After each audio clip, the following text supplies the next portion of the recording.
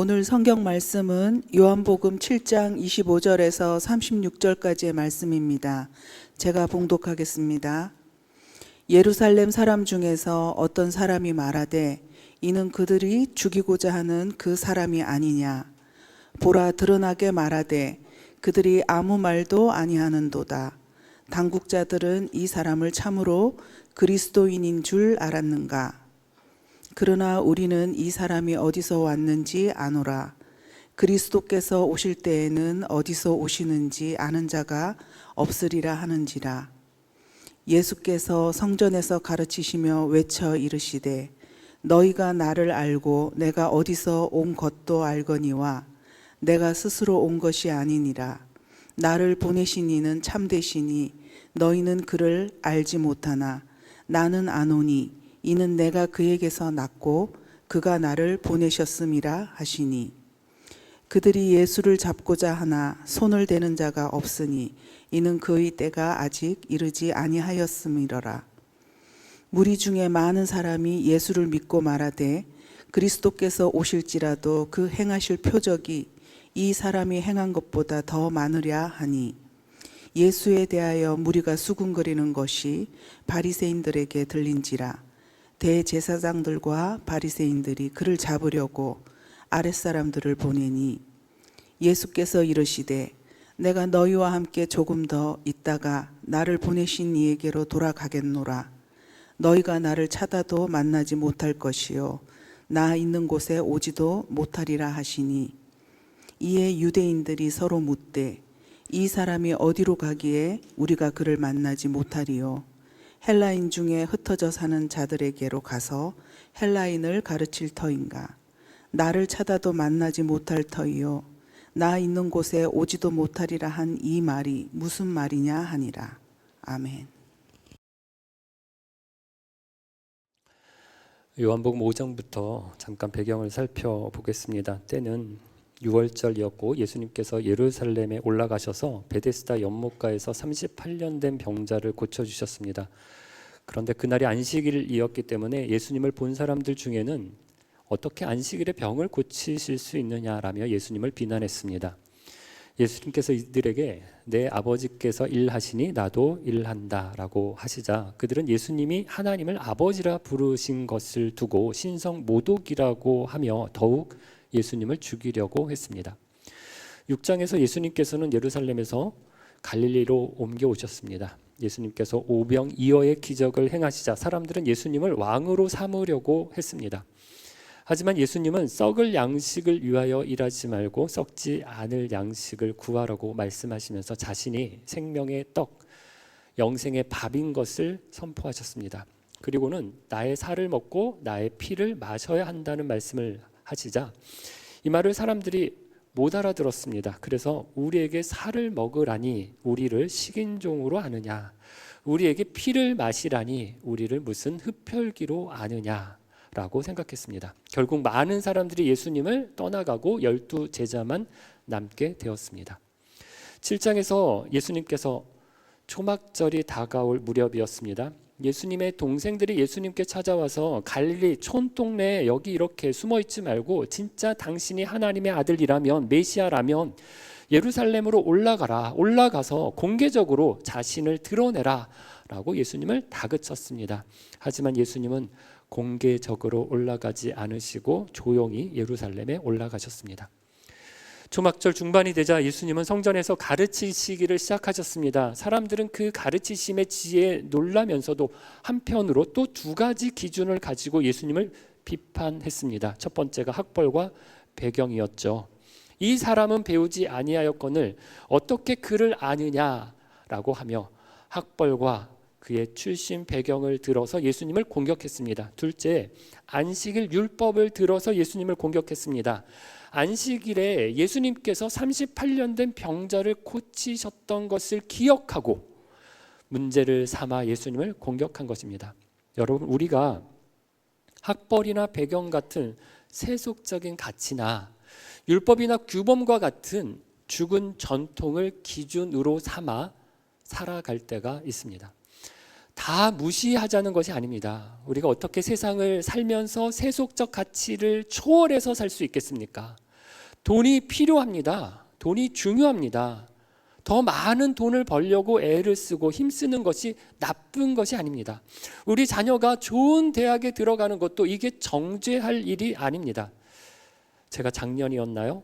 어느 교회에서 특세를 할 때 청소년부 아이들이 나와서 특성을 하는데 붓회떨감 이렇게 구호를 외치는 것을 보면서 저렇게 하는 건 아니다라는 말을 드린 적이 있습니다. 무슨 뜻이었습니까? 붓회, 붙으면 회개하고 떨감, 떨어지면 감사하자는 뜻이었습니다. 붙은 게 회개할 일입니까? 왜 대학 붙은 아이들을 죄인을 만듭니까? 물론 떨어진 아이들도 죄인 아닙니다. 붙은 것도 죄가 아닙니다. 중요한 것은 무엇입니까? 대학이 우리 자녀들, 우리 아이들을 평가하는 기준이 되면 안 된다는 것입니다. 돈이 기준이 되어서 부자인 분을 보면서 저분은 참 믿음 생활 잘해서 하나님께 복을 많이 받아서 부자가 되었나 보다 라고 생각하고, 가난한 사람을 보면서 저 사람은 하나님을 덜 섬겨서 문제가 있어서 하나님이 벌을 받아서 저렇게 가난하게 되었나 보다 라고 생각하는 것은 큰 잘못입니다. 그리스도인은 예수님이 우리의 삶의 기준이시지 세속적인 가치, 대학이, 돈이, 명예가, 성공이 우리의 기준이 아닙니다. 죽은 전통도 마찬가지입니다. 우리가 어떻게 전통을 초월해서 살 수 있겠습니까? 이것이 율법과 규범을 우리가 다 무시하자는 게 아닙니다. 율법이나 규범을 무시하고 모두가 각자가 다 자기 마음대로 하면 어떨까요? 아주 무질서하고 혼란스럽게 될 것입니다.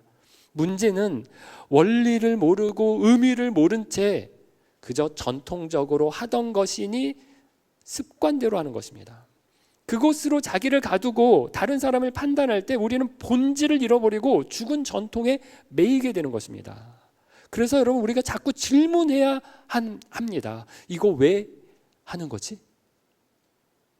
이거 왜 하는 거지? 라고 하는 물음을 자꾸 던져야 합니다. 생각하기를 멈추고 늘 하던 대로 하는 사람은 발전이 없습니다. 공동체도 마찬가지입니다. 규범을 만들고 매뉴얼을 만드는 건 좋습니다. 주먹구구식으로 하지 않고 규모 있게, 짜임새 있게 하려는 노력이기 때문입니다. 하지만 상황이 바뀌었습니다. 시대가 달라졌습니다. 그런데도 계속해서 옛날에 세운 규범과 매뉴얼과 전통과 습관에 따라서만 그것만 따지고 행동한다면 죽은 전통에 매이는 것입니다. 우리는 세속적인 기준과 죽은 전통과 같은 세상 기준을 따라 사는 사람 아닙니다. 우리는 오로지 예수님을 기준 삼아 살아가는 사람입니다. 내 삶의 이유가 예수님임을 고백하며 예수님 따라 살아가는 사람인 것입니다. 오늘 본문에서도 예수님을 둘러싼 다양한 평가들이 등장합니다. 먼저 일반 유대인들의 반응을 보면 믿음보다는 의심과 거부에 가깝습니다. 25절을 보겠습니다. 예루살렘 사람 중에서 어떤 사람이 말하되 이는 그들이 죽이고자 하는 그 사람이 아니냐. 예루살렘의 사람들 중에는 많은 사람들이 예수님을 이미 알고 있었습니다. 왜냐하면 예수님은 이전에도 예루살렘 6월절마다 예루살렘에서 큰 이슈의 중심에 서 계셨기 때문입니다. 2회 전 6월절 성전에서 예수님은 장사하는 사람들을 내쫓으셨습니다. 1년 전 6월절에는 안식일에 38년 된 병자를 고치셨습니다. 성전과 안식일, 유대인이 가장 성스럽게 신성하게 여기는 성전과 안식일, 이 두 영역을 예수님이 건드리셨던 것입니다. 게다가 갈릴리에서 예수님께서 오병이어의 사건을 행하셨다라고 하는 소문, 병자와 귀신 들린 사람들을 고치셨다라고 하는 소문, 이런 소문이 이미 유대 예루살렘에까지 퍼져 있었습니다. 그렇기 때문에 많은 사람들이 이번 초막절에 혹시 예루살렘에 올라가면 이 예수님을 볼 수 있지 않을까라고 기대하면서 예루살렘에 모였습니다. 그 와중에 예수님이 성전에서 사람들 앞에서 가르치시기를 시작하자 사람들은 웅성웅성거리기를 시작했던 것입니다. 26절입니다. 보라, 드러나게 말하되 그들이 아무 말도 아니하는도다. 당국자들은 이 사람을 참으로 그리스도인인 줄 알았는가. 예수님이 이렇게 공개적으로 성전에서 말씀을 하셨는데도 종교 지도자들, 당국자들이 아무런 대응도 하지 않자 사람들 사이에서는 혹시 당국자들도 지도자들도 예수님을 메시아로 인정하는 것, 그리스도로 인정하는 것 아닌가라고 하는 의문이 생겼습니다. 그러나 여러분, 중요한 것은 당국자들이나 종교 지도자들이 예수님을 뭐라고 말하는가가 중요한 것이 아닙니다. 다른 사람들의 말이 아니라 내가 어떻게 생각하느냐가 중요합니다. 작년 정교인 운동회 때, 수련회가 아니군요. 정교인 운동회 때 OX 퀴즈를 한 적이 있습니다. 문제를 내고 이 문제가 맞다고 생각하는 사람은 O, 틀리다고 생각하는 사람은 X 적힌 곳에 서는 것이죠. 준비위원회에서 저희 교역자들에게 특명을 주었습니다. 사람들을 헷갈리게 하라라는 것입니다. 성경 문제니 목사님은 알겠지, 목사님이 가는 쪽으로 가면 맞겠지, 이렇게 생각하고 저를 따라오셨다가 탈락하신 분들이 많습니다. 사실 어떤 문제는 저도 몰라서 정말 헷갈리게 문제를 내셔가지고 이게 뭐 맞는 거야? 저도 헷갈려서 잘못 정답이 아닌 곳에 선 적도 있습니다. OX 퀴즈를 하고 깨달은 것이 무엇입니까? 아, 믿을 놈 아무도 없구나. 목사님도 우리를 속이는구나. 이런 깨달음을 얻으셨다면 잘한 것입니다. 여러분, 아무리 유명한 사람, 아무리 대단한 사람이 뭐라고 말하던, 어떤 평가를 내리던 중요하지 않습니다. 아무리 가까운 부모나 형제, 심지어 배우자가 어떤 말을 해도 그것 가지고 구원을 받는 게 아닙니다. 부모가 아무리 믿음이 좋아도 그것 가지고 내 자녀를 구원시킬 수가 없습니다. 어떤 사람은 저는 유아 세례를 받았어요 라고 말하면서 부모의 신앙으로 구원을 받았다라고 생각하는 사람이 있습니다. 그런가요? 우리가 유아 세례를 주는 이유는 아이가 스스로 믿음을 고백할 수 있어서가 아닙니다. 유아 세례는 이 아이를 믿음의 자녀로, 언약의 백성으로 하나님께서 우리에게 맡기셨다라고 하는 것을 고백하는 것입니다. 그리고 부모와 교회가 함께 이 아이를 주님의 자녀로 신앙 안에서, 하나님의 언약 안에서 양육하겠습니다, 서약하고 맹세하고 약속하는 것이 유아 세례입니다. 그러므로 엄밀하게 말하면 유아 세례는 아이가 무엇을 결단하는 예식이 아닙니다. 부모가 하나님 앞에서 책임을 고백하는 예식입니다. 아이가 뭘 알겠습니까? 그런데 아이가 자라서 만 15세가 되면 유아 세례를 받은 자녀들은 입교를 합니다. 이때는 다릅니다. 더 이상 부모의 신앙이 아니라 자기 자신의 신앙으로 예수님을 고백합니다. 결국 중요한 건 납니다. 부모가 무엇을 믿느냐가 아니라 내가 무엇을 믿느냐가 중요합니다. 부모의 고백이 아니라 내 고백이 중요합니다. 내가 예수님을 어떻게 알고 있는지, 내가 그분을 주님으로 받아들이고 있는지, 내가 어떤 선택과 판단 속에서 믿음으로 살고 있는지가 중요한 것입니다. 유대인들은 어떻게 판단했습니까? 27절입니다. 그러나 우리는 이 사람이 어디서 왔는지 아노라. 그리스도께서 오실 때는 그분이 어디서 오시는지 아는 자가 없으리라 하는지라. 유대인들은 예수님을 이미 잘 알고 있다고 생각했습니다. 갈릴리 지방의 나사렛 동네 출신이라고, 목수의 아들, 요셉의 아들이라고 알았습니다. 그러므로 이 사람은 그리스도가 될 수가 없다라고 보았습니다. 왜냐하면 그리스도가 올 때는 어디서 오는지 아무도 모르게 오셔야 되는데 이 사람은 우리가 어디서 오고 누구의 아들인지 이미 안다. 그러니 그리스도가 아니다라고 판단했던 것입니다. 그러나 정말 그런가요? 아닙니다.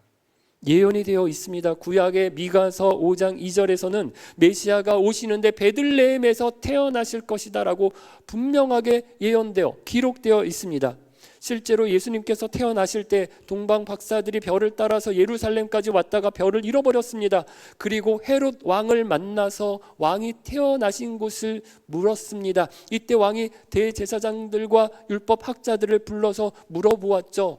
왕이 어디서 나오느냐? 그때 이들이 미가서 말씀을 들어서 헤롯 왕에게 말합니다. 메시아가 베들레헴에서 나십니다. 대답했습니다. 알고 있었던 것입니다. 그런데도 유대인들은 뭐라고 말합니까? 이 사람은 어디서 왔는지 아니까 그리스도가 될 수 없다라고 단정했습니다.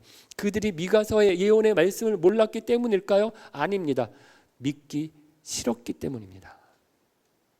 베드로후서 3장 5절에 보면 이런 말씀이 있습니다. 이는 하늘이 옛적에서부터 있는 것과 땅이 물에서 나와 물로 성립된 것도 하나님의 말씀으로 된 것을 그들이 일부러 잊으려 함이로다. 뭐라고요? 일부러 잊으려 함이로다. 사람들은 자기가 기억하고 싶은 것만 기억합니다. 같은 사건을 겪어도 시간이 지나면 기억을 자기에게 유리하게 재구성해서 기억을 만듭니다. 자기가 잘못한 것, 자기가 불리한 것은 기억 속에서 지워버리고 자기에게 유리한 것, 좋은 것은 기억해서 자기를 합리화합니다. 이렇게 되면 같은 사건을 두고도 전혀 다른 이야기를 할 때가 있습니다. 예전에 옷 로비 사건이라고 혹시 아십니까? 청문회가 있었습니다. 그때 한 재벌 회장의 부인과 고위 관료의 부인이 서로 같은 교회를 다녔었던 것 같아요. 이 두 분이 서로 다른 말을 했습니다. 여기까지만 해도 괜찮은데 서로 자기 말이 맞다고, 나는 하나님 앞에 맹세한다, 내 말이 맞다. 아니다, 나는 성경을 두고 맹세한다, 내 말이 맞다. 이렇게 전 국민이 보는 텔레비전 생중계 앞에서 이야기를 해서 굉장히 창피스러운 모습을 보여준 적이 있었습니다. 그런데 어쩌면 저는 그 두 사람이 다 진심이었을 수도 있겠다라는 생각을 해봅니다. 실제로 있었던 일과 각자 기억하고 있는 일이 다를 수 있기 때문입니다. 사람의 기억은 종종 왜곡됩니다. 자기 중심적으로 조작되기도 합니다. 그래서 거짓말 탐지기를 갖다가 대면 두 사람 모두 진실이라고 나올 수도 있겠다는 생각이 들었습니다. 그런데 문제는 이런 태도가 하나님 앞에서도 반복된다는 것입니다. 자기에게 유리할 때, 하나님이 필요할 때는 하나님이 계신 것처럼 행동합니다. 하지만 자기에게 불편할 때, 부담스러울 때는 하나님이 없는 것처럼 삽니다. 하나님을 선택적으로 기억하고 필요할 때만 꺼내서 쓰는 것입니다. 일부러 잊어버리고 일부러 기억하는 것입니다. 오늘 본문의 유대인들도 마찬가지입니다. 어쩔 때는 메시아는 베들레헴에서 나신다라는 예언을 알고 있으면서도 이 사람은 우리가 어디서 왔는지 안다, 어떻게 그리스도일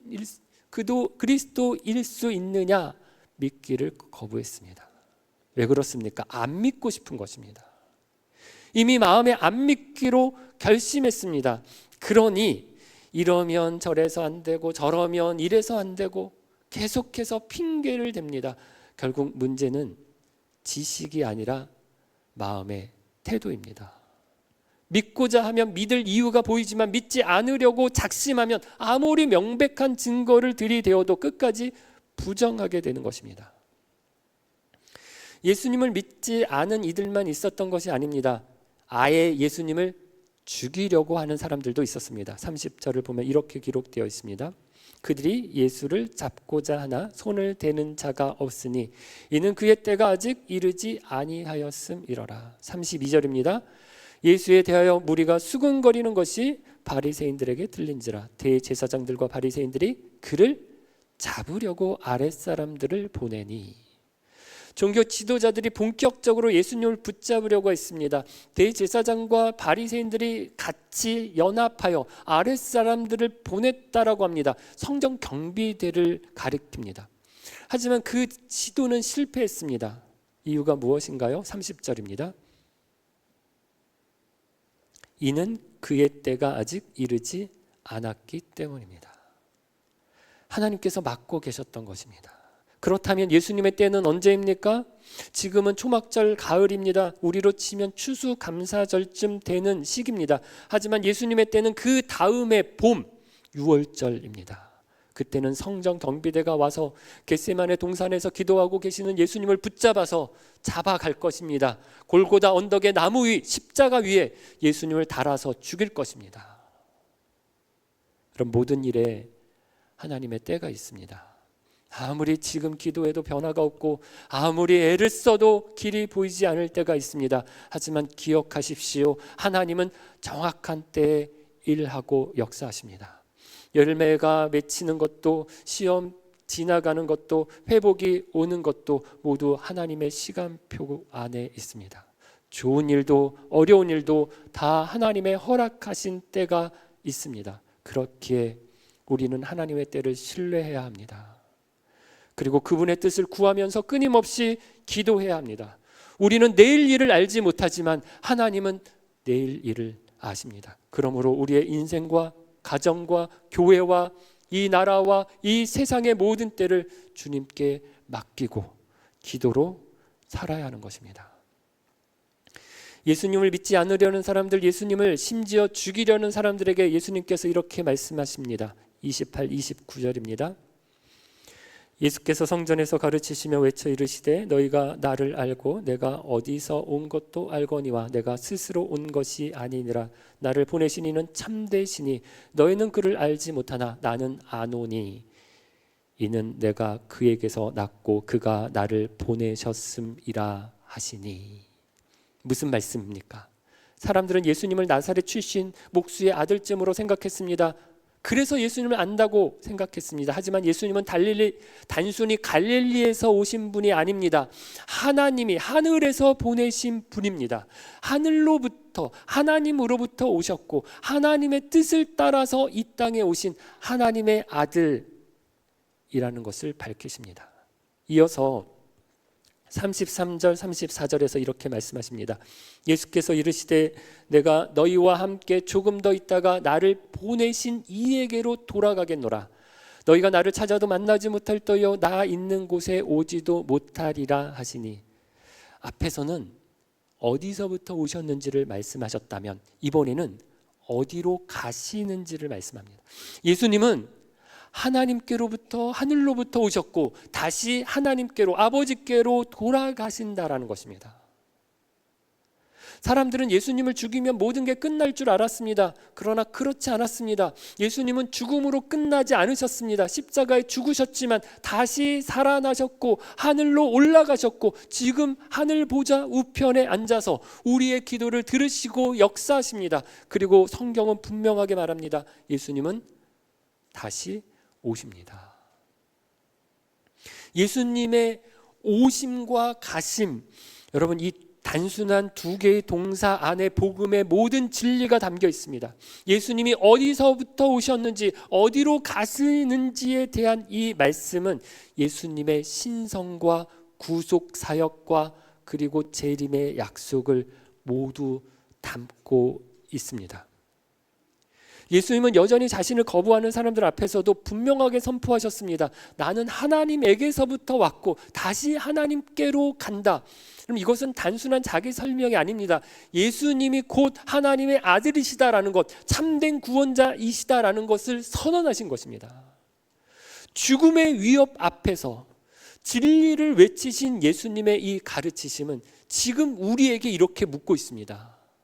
너는 나를 누구로 믿느냐?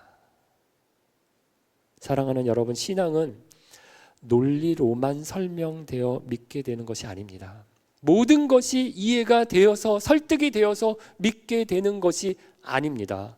우리가 어떻게 하늘에 계신 전능하신 하나님을 내가 다 이해했다라고 말할 수 있겠습니까?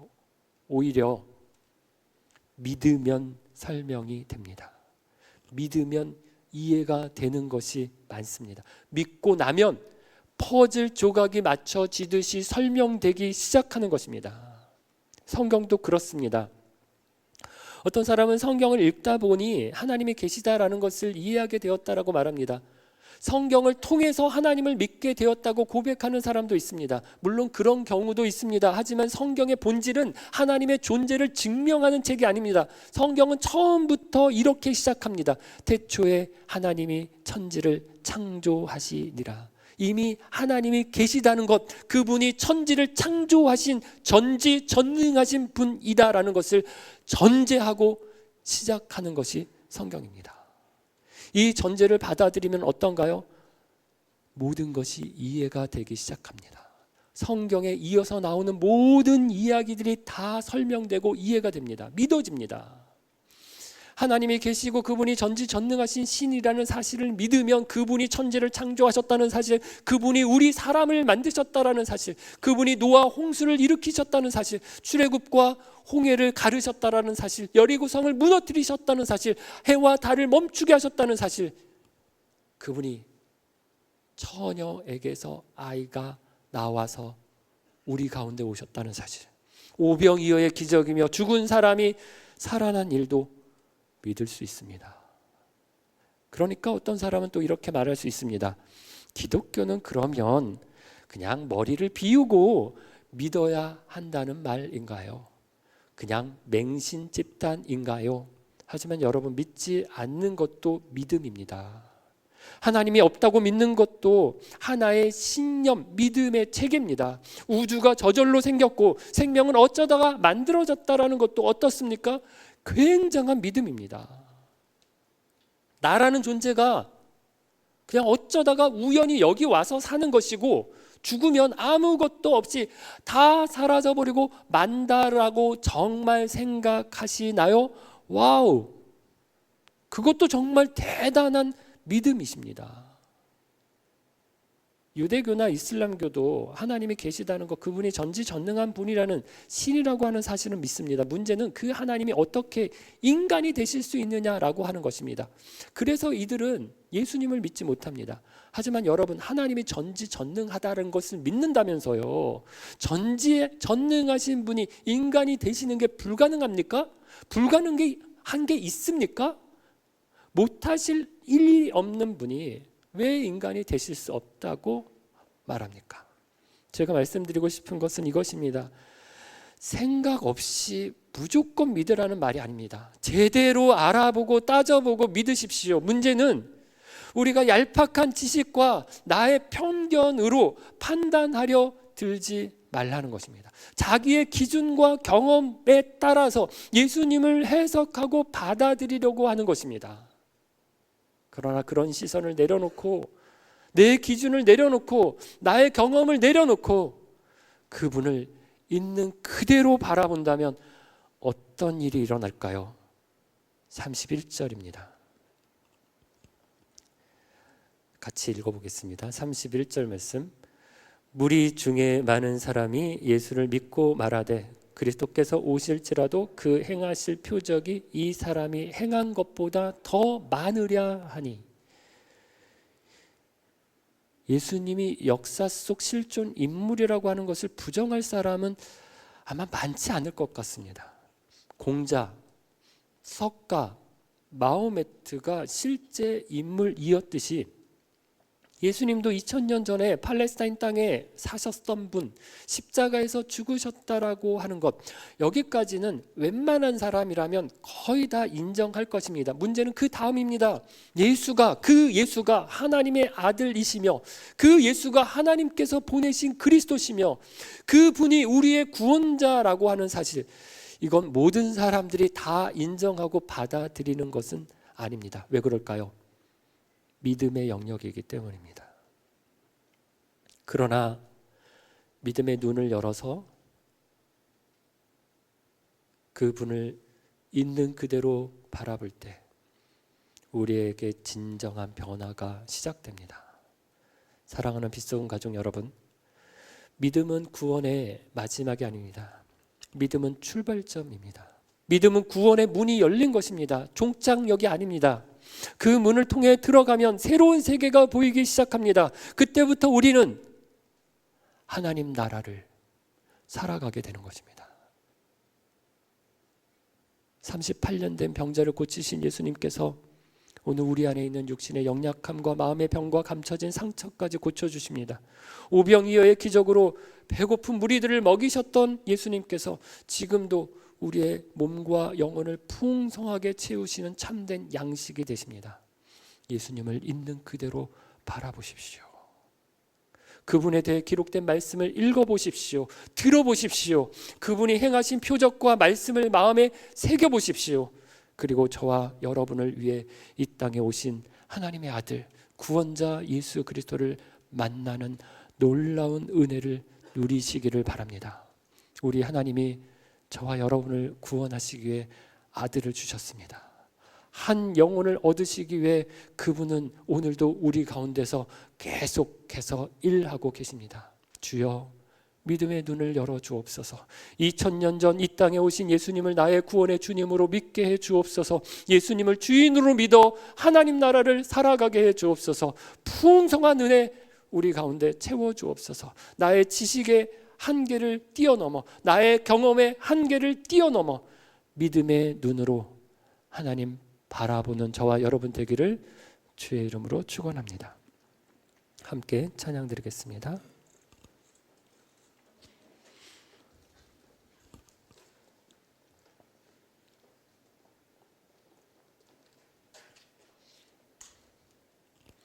예수님 만난 것, 예수님을 믿게 된 것, 내 인생에서 가장 잘한 일입니다. 내가 받은 은혜 중에서 가장 큰 은혜입니다. 고백하면서 함께 찬양 드리겠습니다.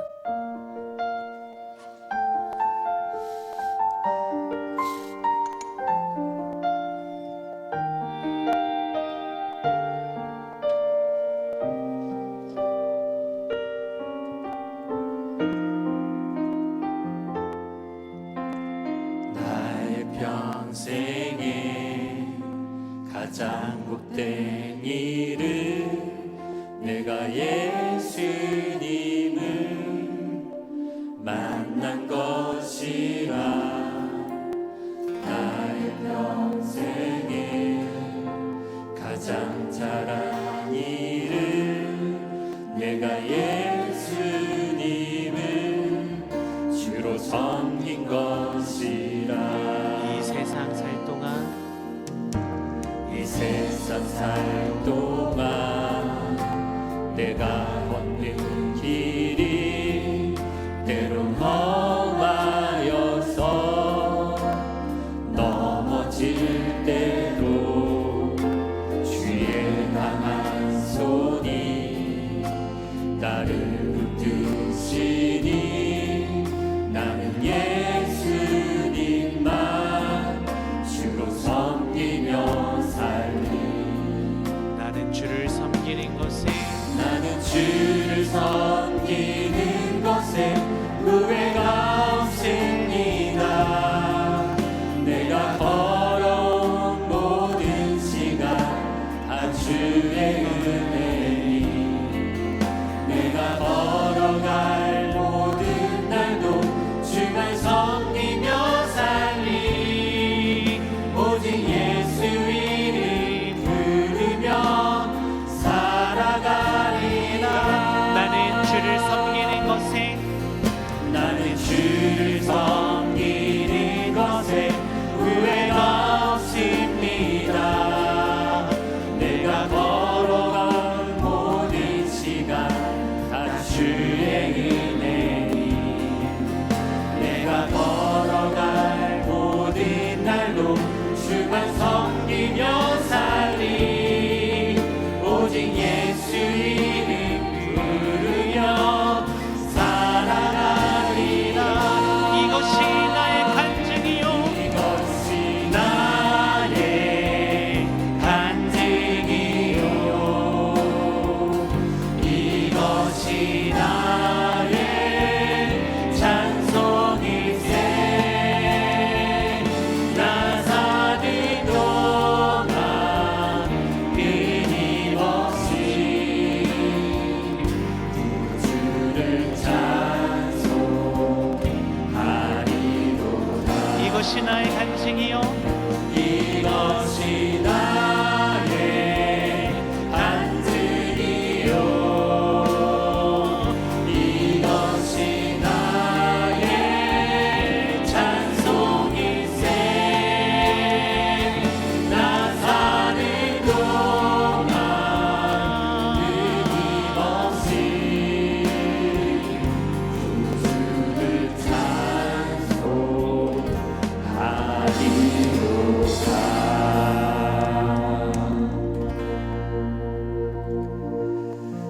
똑똑하고 머리가 좋아서도 아니고 착하고 선한 일을 많이 해서도 아닙니다. 죄 많고 부족한 나를 찾아오셔서 믿음의 눈을 열어 주님 보게 하셨습니다. 믿음이 구원의 종착점이 아니라 출발점이 되게 해 주옵소서. 믿음 생활하면서 더욱 주님 닮아가게 해 주옵소서. 아직 믿음이 없는 이들을 위해 기도하겠습니다. 하나님의 말씀을 읽고 듣게 해 주옵소서. 요한복음 말씀을 통해 예수님이 하신 말씀, 예수님이 행하신 이적을 배우게 해 주옵소서. 믿음의 눈을 열어 주셔서 예수님을 만나는 은혜를 입게 해 주옵소서. 예수님을 내 삶의 주인으로 모시고 살아가게 해 주옵소서. 믿지 않는 나의 배우자, 믿지 않는 나의 자녀, 믿지 않는 나의 부모, 형제, 그리고 믿지 않는 이웃의 여러 사람들을 생각하며 내가 제일 받은 큰 복, 내가 한 가장 잘한 일, 예수님을 만난 이 일을 그들에게도 일어나게 해주셔서 그들도 믿음의 눈을 열어서 예수님 바라보게 하시고 예수 안에서 시작된 새로운 하나님 나라 누리고 경험하는 풍성한 은혜를 누릴 수 있도록 은혜 베풀어 주옵소서. 나 자신과 믿지 않는 이들을 생각하며 이 시간 함께 하나님 앞에 기도하겠습니다.